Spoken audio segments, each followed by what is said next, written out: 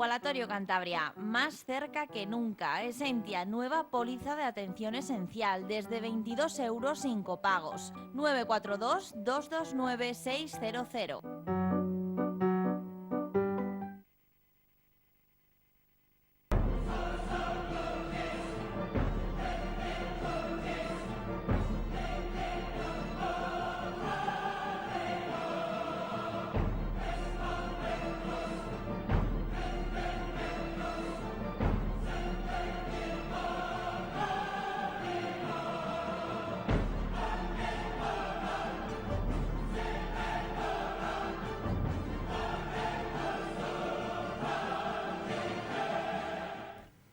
Un saludo, bienvenidos a una edición más de Pulso Empresarial, aquí en su televisión regional, en Popular Televisión. Hoy con el equipo al completo, con don Aurelio Sastre. Un saludo, don Aurelio. Un saludo y muy buenas tardes. Y don Carlos Pajares. Un saludo, don Carlos. Muy buenas.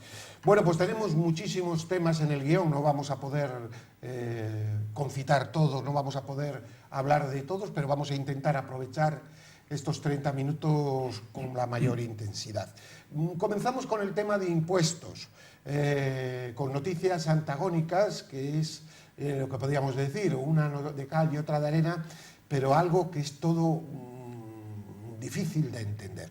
Bueno, pues el Gobierno, a petición también de los grupos parlamentarios, pero la decisión la tiene que tomar el Gobierno, va a suspender el impuesto de generación eléctrica, que supone un 7%, pero que para el consumidor supone un 2%, algo así en una factura media de 2-3 euros de ahorro en la factura de la luz, lo que es poco, pero menos da una piedra. Pero 48 horas después se habla de que se va a gravar el gasóleo. Algunos dicen que en general, otros dicen que solo para particulares, no para flotas ni para medios de transportes. Vivimos en medio de la confusión, de los globos sondas, de lo que hoy digo, mañana rectifico, dando una sensación de provisionalidad realmente tremenda. Y yo no sé lo que se esconde, quizá lo que se esconde es la falta de fortaleza del Gobierno para presentar unos planes económicos que sean convincentes y aceptables. No sé, eso puede ser opinable. Don Carlos Pajares. Bueno, lo del gasóleo ya se veía venir. Cuando empezaron a hablar de los problemas de la contaminación, estaba claro que al final eso llevaba aparejado una subida de impuestos. El Gobierno quiere gastar más y para gastar más necesita recaudar más. Lo triste es que los españoles estamos todos sometidos a una presión fiscal horrible. Se habla de bajar el impuesto, una parte del impuesto de la luz. O sea, es que si uno se coge el recibo de la luz, verá la cantidad de impuestos a los que está sometido la generación de la energía. Solo supone el 10% del total de la tributación. Es decir, fíjese si hay impuestos aparte de ese que hablamos. Por eso a mí me hace mucha gracia cuando se dice eso de que paguen los ricos más impuestos y tal. No nos damos cuenta de que cuando encendemos la luz eléctrica en casa ya estamos pagando todos una barbaridad de impuestos. Cuando llenamos el coche, prácticamente pagamos impuestos en este país casi hasta por respirar. Pagamos a veces el mismo impuesto, lo repetimos en varias ocasiones. Esto es una auténtica locura. Lo cierto es que al final este Gobierno se le está llenando la boca de que quiere gastar muchísimo más y para gastar mucho más va a tener que recaudar mucho más. Y vamos a ver qué impuestos se van sacando de la chistera, porque lo que hace es, por un lado, decir que rebaja algo para conseguir concitar en la opinión pública la sensación de que se preocupan por los más desfavorecidos. Al final el consumo de energía parece que nos afecta a todos, pero por otro lado nos va a subir el gasóleo, que también prácticamente lo utilizamos todos. No sé, vamos a ver. Parece lo de la barca de Treto, don Aurelio, que va y viene, porque al final nada se pone, sí, no, sí, pero claro, mañana no sé qué.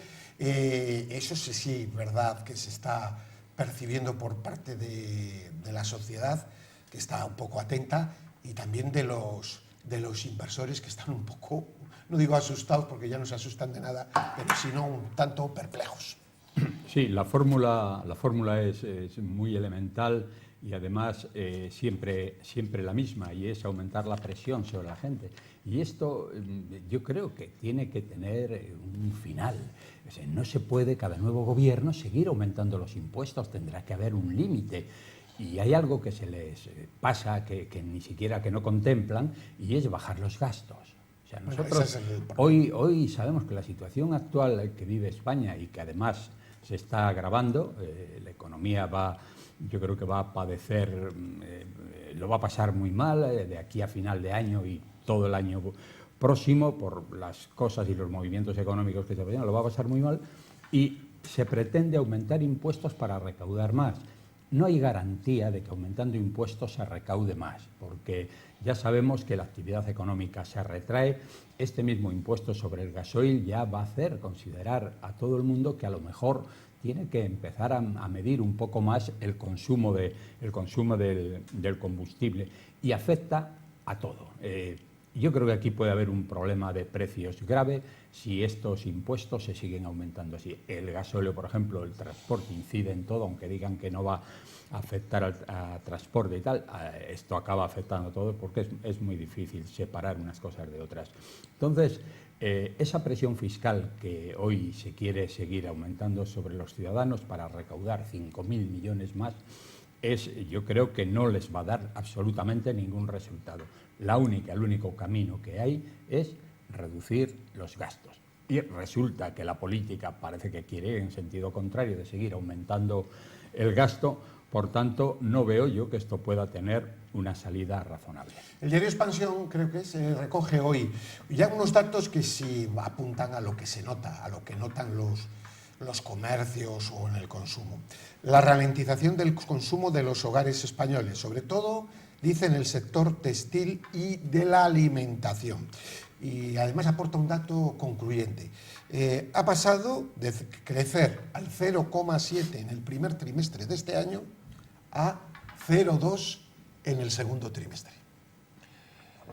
Porque además son precisamente de los sectores que primero sienten la desaceleración de la economía.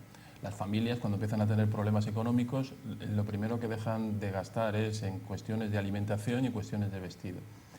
Lo que decía don Aurelio, la presión fiscal, generalmente, aunque se lancen globos sondas como eso de subir las rentas, el impuesto de las rentas a las más altas, que suponen una recaudación muy pequeña, generalmente eso lo que pretende es que no nos fijemos en la subida de impuestos que nos afectan a todos, como lo de los hidrocarburos o en este caso del gasóleo. La presión fiscal, al final, quien la sufre y quien las vamos a sufrir somos las rentas medias y bajas en esta sociedad, que somos los que solemos tener una nómina, a los que nos es fácil controlar y a los que nos es fácil aumentar los impuestos. Y por otro lado, en el consumo ordinario, en aquellas cuestiones que son más fáciles de recaudar. Todo eso va a hacer y está empezando a hacer que la economía se esté desacelerando. Lo condimentamos en otras ocasiones. Esto se está creando la tormenta perfecta. O sea, los problemas del señor Trump, que nos está generando a todos a nivel global con los problemas a las importaciones y a las exportaciones de bienes, los problemas que están teniendo las economías emergentes y los problemas que nos estamos originando nosotros en nuestro país, van a llevar aparejados, sin lugar a dudas, a que la desaceleración económica sea posiblemente mucho más intensa de lo que debiera de ser una situación ordinaria. ¿Qué apuntan esos datos, don Aurelio? No, que es cierto. O sea, los impuestos que hoy que ya están vigentes, creo que es muy difícil, ya no hay margen para seguir aumentando. Nos olvidamos, ahora acaba de decir usted los datos de consumo. Esa caída en el consumo es muy espectacular, es muy en un trimestre a otro. Y representa una parte importante de los ingresos por impuestos, porque no olvide usted que la mayoría de los productos todo eso lleva IVA, claro, el 21% de IVA, que es un porcentaje ya altísimo, tan alto que ya no deja margen para nada más. Entonces nos estamos viendo una situación que solo puede llevar a una recesión económica fuerte, porque, como bien dice don Carlos, se siguen acumulando otros factores que van a incidir. Los aranceles, efectivamente, que Estados Unidos está imponiendo a las importaciones de bienes, pues esos van a tener una incidencia importante, ¿no? Así es que creo que luego se da otra cosa que también tiene, y es que si usted analiza la situación actual de España, se está dando cuenta que siguen prácticamente vigentes todos los problemas que dieron lugar a la crisis. Un aumento espectacular de la vivienda, se habla de un incremento del 5%. Sobre todo en las grandes ciudades. Se habla del 5%, ahora el 18 y 19, yo creo que va a ser más. Y no se tiene en cuenta cómo incide eso sobre la renta de la gente. La vivienda en este momento ya está inaccesible. para los salarios que hay en este inaccesible. Si a esto le suma usted el precio de la energía y ya el consumo diario de los bienes de primera necesidad, pues veo que la gente se va a ver absolutamente agobiada. Si a esto unimos las restricciones que va a haber por parte del Gobierno, porque el Gobierno en este momento ya va a tener que empezar a amortizar intereses y amortizar deuda, pero ya sin los préstamos que venía obteniendo del Banco Central Europeo. Y ese dinero, a ver de dónde va a salir. Solo hay un camino y es la reducción de gastos. Bien. Sí. No. Y bueno, pues creo que estos son elementos que hay que tener en cuenta. Lo que incide en las personas, y ahí no se están tomando medidas, la vivienda. Hay que hacer más vivienda social, hay que abaratar el costo de la vivienda para la gente. Hoy con 1.000 euros de sueldo no se pueden pagar 600, 800 de vivienda, y el resto de ese salario hay que emplearlo para la energía y de qué vive la gente, ¿no? Yo creo que todo esto hay que tomárselo muy en serio. Bien, y luego hay noticias. Una de las misiones de este programa, es decir, tenerles informado, es al que no sigue habitualmente los datos económicos ni la información, nosotros procuramos sacar aquí tema, ¿no? Esta semana contaba El Confidencial un dato de estos que, digamos, bueno, es muy importante para la economía española. Pues no. Pero sí indica cómo está el horno y cómo está la torpeza, ¿no? El Corte Inglés, bueno, pues saca bonos para financiarse, etcétera. Bueno, pues ha tenido un desencuentro, llamámoslo un desencuentro, con la Dirección General de Tributos y iban a colocar 800 millones de euros en el mercado alternativo de renta fija, media, y bueno, y lo va a hacer en Irlanda. Se va a Irlanda para hacerlo, porque aquí le piden una cantidad de garantías y de cuestiones, y digo, y esto tendrá pues algunos gastos que me supongo que se embolsarán el gobierno, el Estado irlandés, y que también demuestra la poca flexibilidad de nuestra economía. Es decir, esto es un dato. No digo, ¿es importante para la economía? No, yo creo que no. Tiene trascendencia en el día a día, pero sí es un camino de lo que pasa. Claro, estas son estas noticias que vienen entrelazadas y que solo leen los especialistas, pero yo creo que sí es un paradigma, ¿no? Sobre todo porque si uno se para a ver históricamente lo que ha representado la economía y lo que es la propia identidad de Irlanda, Irlanda hasta hace relativamente poco, estamos hablando de 40 o 50 años, era uno de los países más pobres de Europa. Doy fe de ello. España estaba, pero a años luz de lo que suponía la economía irlandesa. Y sin embargo Irlanda, con políticas mucho más liberales, mucho más abiertas, con una tasa de impuestos muy pequeña. Y una estructura muy pequeñita. Bueno, de hecho, esa es la clave. A ellos les afecta, igual que a nosotros, la última crisis que hemos vivido, y una de las cosas que se produjo en Irlanda. Yo creo que es una de las pocas noticias de las que se pudo hacer eco la opinión pública española, fue que se despidieron funcionarios. O sea, la economía irlandesa no podía hacer frente al gasto de la administración y redujo su administración. Su nivel de impuestos es más bajo, lo estamos viendo con las grandes compañías norteamericanas y del mundo que se instalan en Irlanda porque tienen impuestos más bajos, lo estamos viendo con el Corte Inglés y, en definitiva, al final, menor gasto público, menores impuestos, lo que ha hecho es que hoy la renta per cápita de los irlandeses sea una de las más altas de Europa y supere con creces a la renta española. Don Aurelio, sí. Esto que decíamos que no es un dato muy importante porque es la emisión que se iba a hacer en el mercado alternativo de renta fija de Madrid de 800 bonos por importe de 800 millones de euros, pero que debido a las garantías, etcétera, que se pedían, etcétera, o me supongo, burocracia, pues ha cogido y ha dicho, bueno, pues nada, pues lo saco lo mismo y me voy y lo imito en Irlanda. Sí, no es importante, pero es un síntoma. Es un síntoma, es lo que quería yo decir. Eso es evidente. Hoy aquí hay trabas prácticamente para todo y hay trabas sobre todo para la inversión, hay trabas para el emprendimiento, hay trabas para la instalación de nuevas empresas. España no es un país, España son 17 países en este momento de cara a querer instalar una empresa en cada comunidad autónoma. Son auténticos reinos de taifas, cada comunidad tiene una legislación diferente en todos los aspectos, legislación impositiva diferente, legislación a la hora de instalarse y demás. Lo curioso es que usted ve por otro lado que se les llena la boca diciendo que se van a eliminar todas esas trabas. Yo creo que cada vez que se acercan elecciones, una de las cosas que más manejan los políticos es que a partir de este momento las empresas se van a poder instalar sin ningún problema, y eso nunca se cumple, es todo retórica vacía. Ponían como ejemplo Irlanda, aquí lo hemos puesto muchas veces como ejemplo de cómo Irlanda tuvo también la crisis bancaria, la crisis financiera de una manera espectacular, recibió un rescate, pero hubo una cosa diferente la que se produjo entre Irlanda y España. España fue, yo diría, un discípulo absolutamente disciplinado de los alemanes, olvidándonos de que los países son competidores, y entonces lo que no se puede es estar absolutamente supeditado a las directrices de un país, a que gobierne tu país un gobierno y quizá extranjero. también, perdone que lo interrumpa, Sí. la estructura de gasto.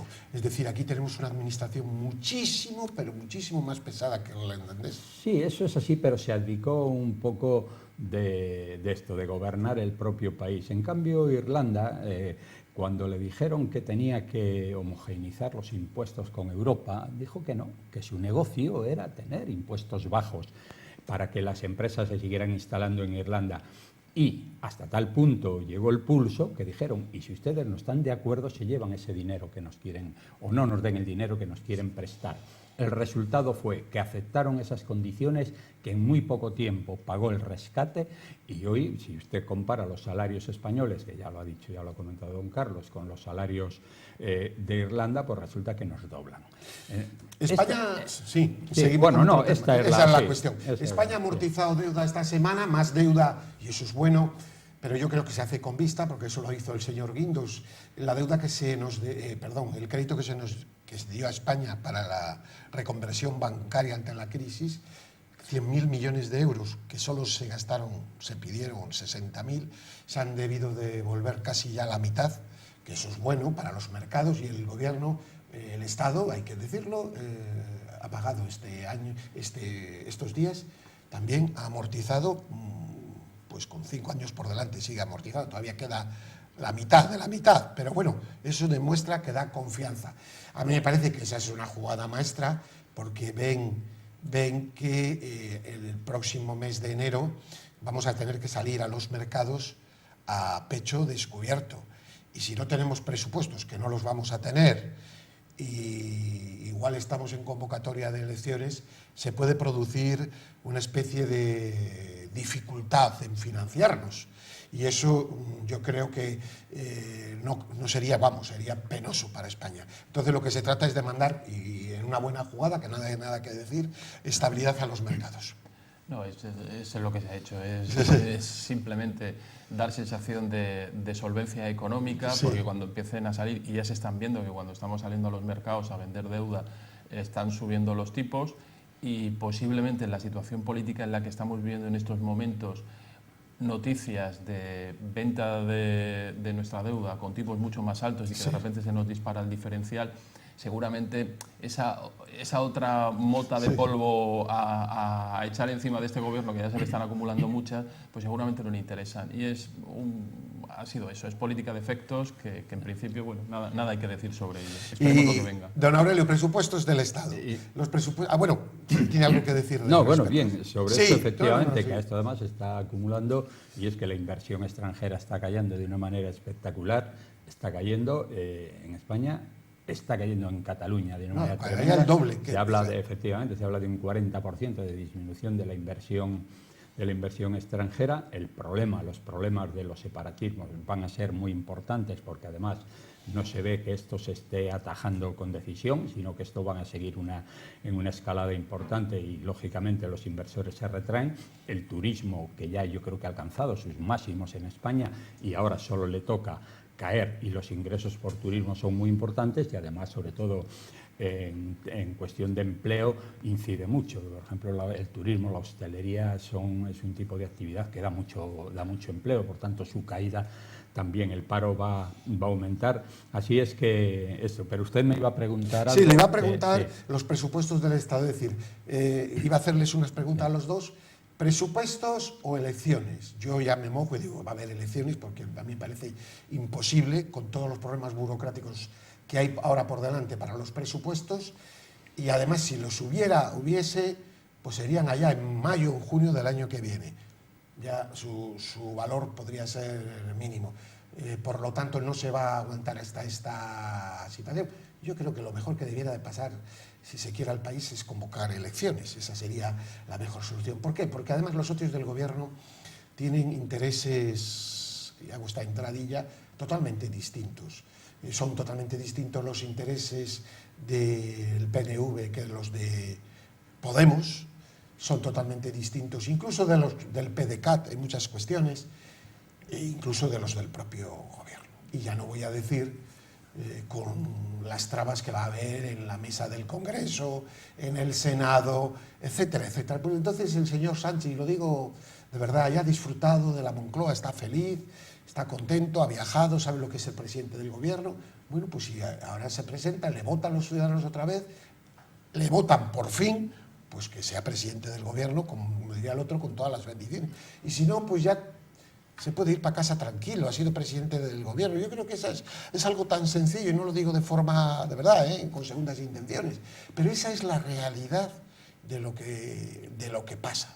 Es decir, eso y la clientela, es decir, que eso también lo ha hecho el PP. Es decir, tanto el PP como el PSOE, o si vendría, tienen su clientela. La clientela son los altos cargos. Claro, todos los altos cargos que ha colocado el señor Sánchez, si se convocan elecciones, ven peligrar su puesto. Y dicen, hombre, aguanta 2 meses más. Pasaba igual con el PP, ¿eh? No, en eso no se distingue ni una centésima. Por eso sería otra reforma del Estado.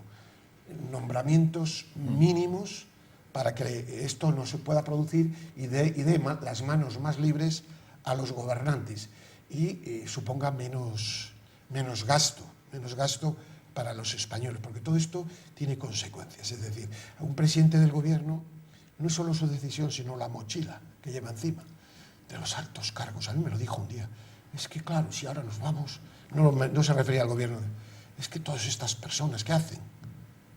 ¡Qué drama!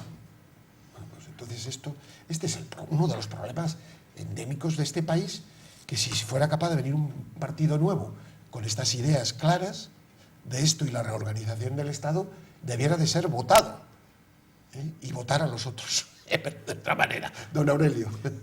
No, eso es cierto, ¿no? Lo lógico serían unas elecciones frente a ese intento que se está dando de aprobar unos presupuestos por una vía que hoy todos los juristas están alarmados y consideran antidemocrática, porque lo consideran un golpe inadmisible a una de las cámaras como es el Senado, ¿no? De quitarla, eliminarla, sustraerla, la que es su función, en este caso, de veto a unos presupuestos. Al no tener ellos la mayoría, están buscando una vía alternativa que es absolutamente antidemocrático, es un fraude de ley, pero al margen de esto, elecciones, pues usted dice que ya ha cubierto su cuota de vanidad.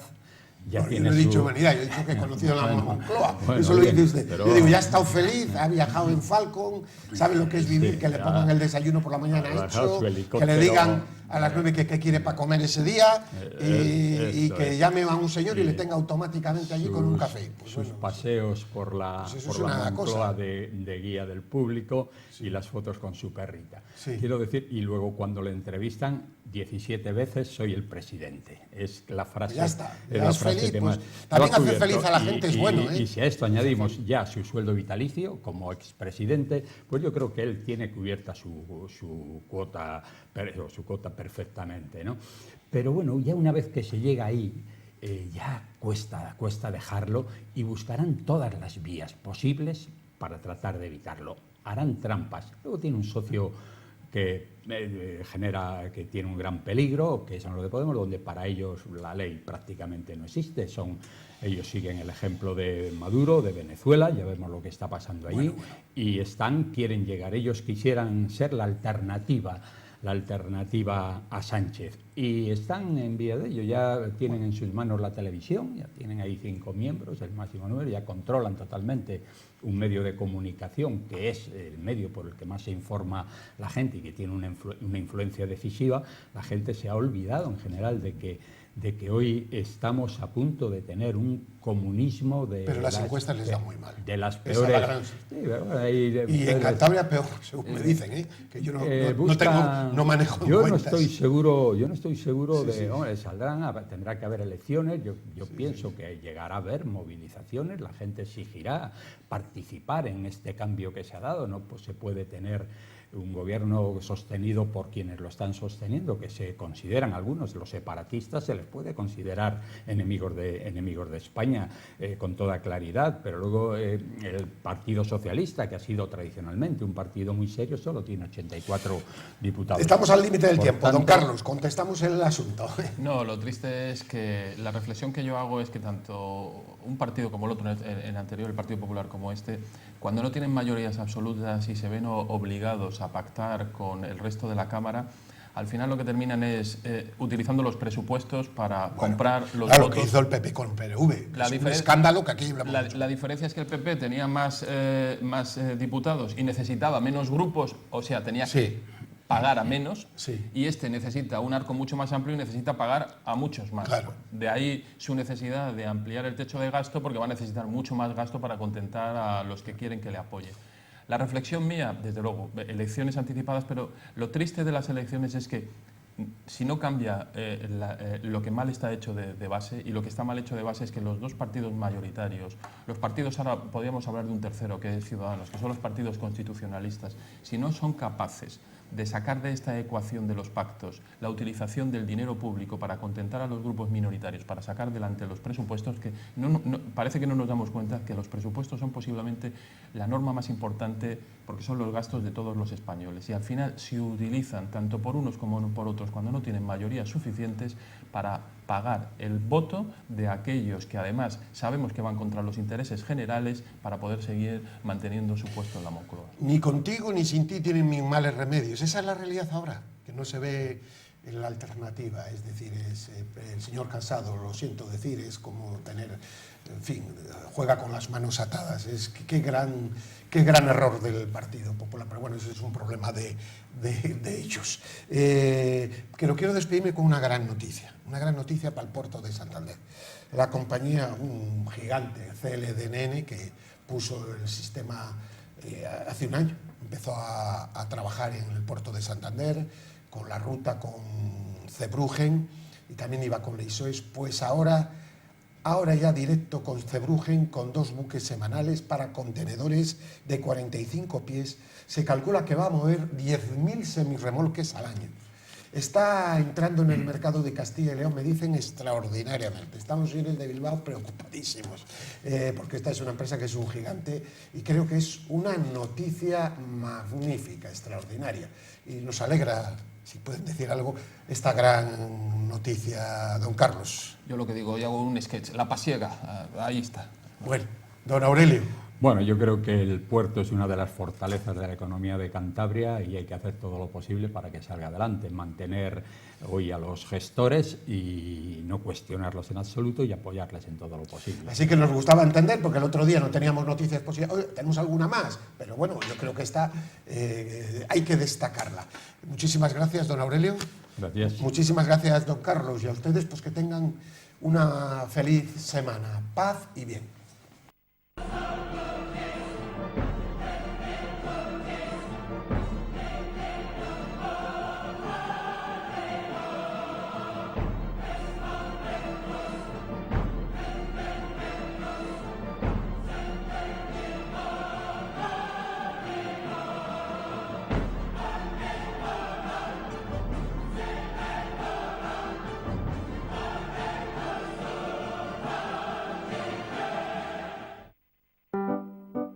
Igualatorio Cantabria, más cerca que nunca. Esentia, nueva póliza de atención esencial, desde 22 euros sin copagos. 942 229 600.